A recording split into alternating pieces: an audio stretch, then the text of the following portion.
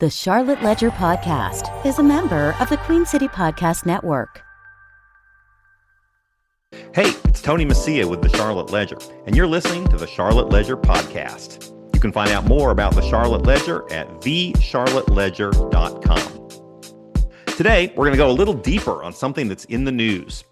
On July 8th, 2025, the Leon Levine Foundation announced that it is tripling the amount of its annual grant making to around $100 million. The foundation is the third largest foundation in the Carolinas and is a big supporter of philanthropic initiatives in Charlotte and North and South Carolina. That big increase in grant making comes about 2 years after the death of Leon Levine, the founder of Family Dollar.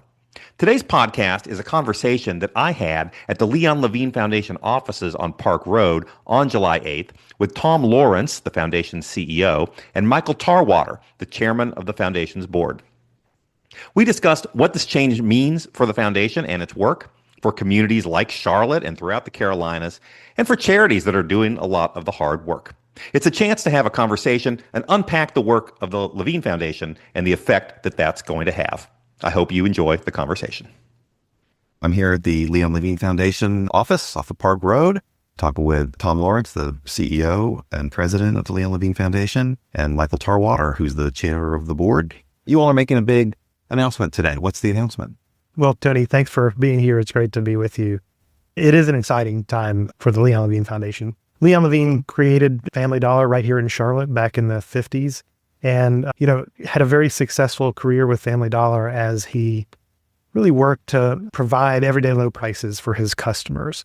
And when he retired in 2003, he started his second career, which was the Leon Levine Foundation. And, the intention of the foundation was really to find a way to give back to those customers who had helped him be successful. And so his mission was born. Empowering underserved Carolinians to be self-sufficient and strengthening our Jewish community became the pathway for him to be able to help those who had helped him become successful as well. And so he chose to give back his wealth to the foundation remarkably and ran the foundation for years. Sadly, we lost Mr. Levine in 2023, but he gave us an amazing gift, a gift of legacy, a gift of resources, a gift of opportunity to further his mission as we support underserved and Jewish Carolinians. And so today we are talking about the turning the page on the next chapter of the Leon Levine Foundation. So what does that look like exactly? I mean, I read that, the assets of the foundation have, I think, more than triple. I think you were around 500, 600 million, and now you're about 2 billion. I'm guessing that a lot of that is from his estate. But so what happens next? What does that mean exactly? It is. It's the resources have certainly grown dramatically. His generosity is unparalleled. We have spent the last several years really building up our team, building up our board. Both have more than doubled in that time frame, so we can be prepared to help create the type of impact that he wanted us to have for underserved and Jewish Carolinians. We think about the ways that will look and the importance of that for him. So in addition to the asset growth, obviously the way that we will leverage that impact is by creating this new strategy that is more, incorporates multiple avenues of impact. So grant making obviously being an important component of that, but also converting our endowment of investments to impact investing. So those types of investments that will earn a return, but also have a social return for underserved communities. And then also wrapping our work in research, what has worked and being able to be most efficient with our dollars. So we look forward to activating that new approach and that new strategy. But you're dramatically increasing the amount of giving, right? That's correct. So can you quantify that a little bit? Yeah, foundations are required to give away 5% a year, according to the IRS. So on $2 billion of assets, our annual spend will increase to about almost $100 million per year. And as of a couple of years ago, it was what? He was in the 30 to 35 million range. Okay. So I think in this last fiscal year, you did give away around 100 million, right? In the last, it gives us some time to build up. So it'll take us a few years to get there. The way it works, by 2027, we'll certainly be to that level. Okay. And then you're also, I think, announcing that you're winding down the foundation, not anytime soon. That's right. Over the next few decades. Yeah. What does that mean? What's the thinking there? A sunset in the foundation world is a period of time during which a foundation has to distribute all of its assets. And so Leon Levine thought it was important for us to act with urgency and to attack today's challenges aggressively. And so he wanted us to be able to distribute our assets within a 50-year time frame from his passing. And so, to your point, it is a good period of time, but it forces us to think and act with urgency to perpetuate his legacy. We actually see it differently as well. We see it as a sunrise instead of a sunset. And what I mean by that is we're not just spending down the assets over those 50 years. We'll look at that additional spend as how are ways that we can help create permanency for some of the big initiatives that are having a dramatic and outsized impact for underserved and Jewish Carolinians that only philanthropy can have. And so the four major buckets that you all tend to contribute toward, let's see if I can get them all. Education, healthcare, human services, and then Jewish life. That's right. Those are the main four. That's exactly right. So how does this increase in giving, how is that going to play out? What is that going to mean for the communities that you serve? And those communities, it's the Carolinas, is that your footprint? It is. I think what's really important to note is the mission, which is empowering underserved Carolinians to be self-sufficient and strengthening our Jewish community through those four investment areas: healthcare, education, human services, Jewish values, stays the same, as does the geographic footprint of the Carolinas stays the same. So we, for years, we've been working with hundreds of tremendously impactful nonprofits across the Carolinas, and those partnerships are very important to us, and we seek to be the stable partner for those nonprofits. As we go forward and as we grow, we have the opportunity to extend some of those partnerships and make new relationships with bold, innovative, new ideas that can help create larger systemic or strategic opportunities to fill some of the gaps that are needed for our communities. So I imagine there would be a lot of nonprofits. I'm guessing as a foundation, you have a lot of nonprofits coming to you saying, we have this great idea, we have that great idea. We could sure use 20,000 or 200,000 or 2 million or whatever. Sure. What is your advice to nonprofits if they understand that, okay, this large foundation is going to be giving even more than it has in the past? And if they want to let you know what they're doing and get their message out, what's your message to nonprofits? Yeah. We're excited to work with nonprofits across the Carolinas that align with our mission. And also, we really work hard to understand and connect with the leadership of nonprofits. So through our due diligence process, meeting the leaders and creating that partnership with them is important, but also learning how have they affected and impacted their communities that they work with. What does their long-term outlook look like for their organization? And so our process remains the same. We still have a letter of inquiry process that is open through our website, levinefdn.org.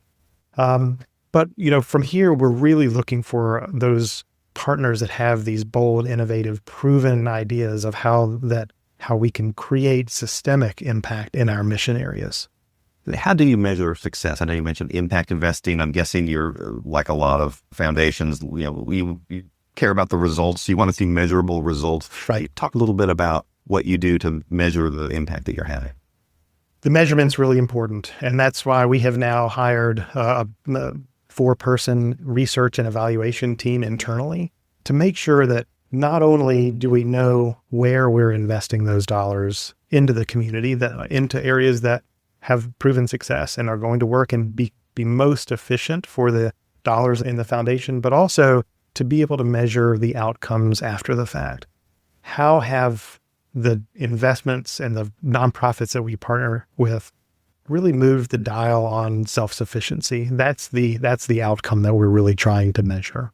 So as you look at the sorts of things the foundation has done over the years, I mean, you see the Levine name all over the place, right? Sure. I mean, whether it's UNC Charlotte, Center for Piedmont, Atrium Health, Levine Center for the Arts. I mean, how do you measure those sort of donations, those contributions you all have made, over the last few years?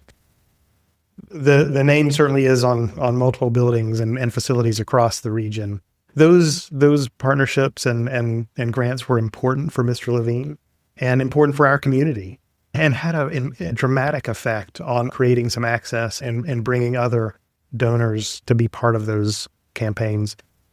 I do think that what's important was it never was the name on the building as the importance for Mr. Levine. It really was the overall work across the Carolinas and the hundreds of nonprofits that really were doing the work to help underserved and Jewish Carolinians.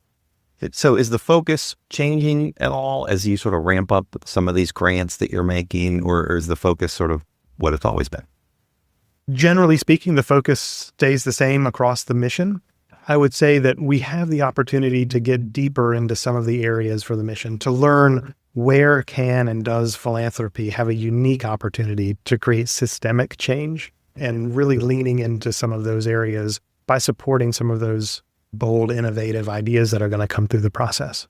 Are there any particular impacts that you all have had that you're proud of, that you're like, wow, we were able to take some action and do this, and now look at the outcome? There are a lot as we think about them. I'm reminded of a couple of grants in particular that are recent that show tremendous promise. In South Carolina, we're part of an initiative that is helping to pilot a program which helps underserved children be ready for kindergarten. As you know, children who come into kindergarten and are not prepared, they can fall behind in their work. And so this program helps get them ready for that. And by being part of the pilot, her opportunity to scale that even further could have dramatic positive impact. In the Triad area, there is a challenge across our community with behavioral health for adolescents and across the nation. And this particular initiative through a health clinic is really scaling the opportunity to meet children where they are, to help them specifically with these challenges. It is such an important aspect of thriving and being self-sufficient, and to be able to help children in schools, and by scaling across dozens of schools in the area, something like that has a tremendous effect.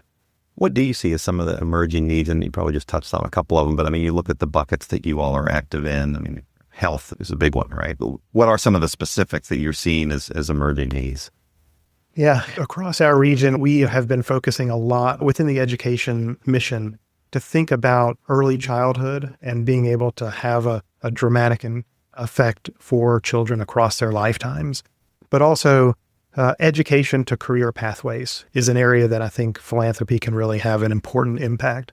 Housing is a challenge across the Carolinas and beyond. And so we have a lot of interventions and programs that are housing based, not only within grants, but also within the investment portfolio to help preserve and create new affordable housing units. We think about healthcare being the importance of healthcare, both from an access and a quality perspective. And then in the Jewish community, the challenges within the Jewish community are significant. And how can we be a part of the needed further engagement for Jewish Carolinians to be part of their faith? A question for Mr. Tarwater, as far as the board. I know you all have been making additions to the board. Structurally, as a foundation, what are some of the things you had to do to kind of prepare for this?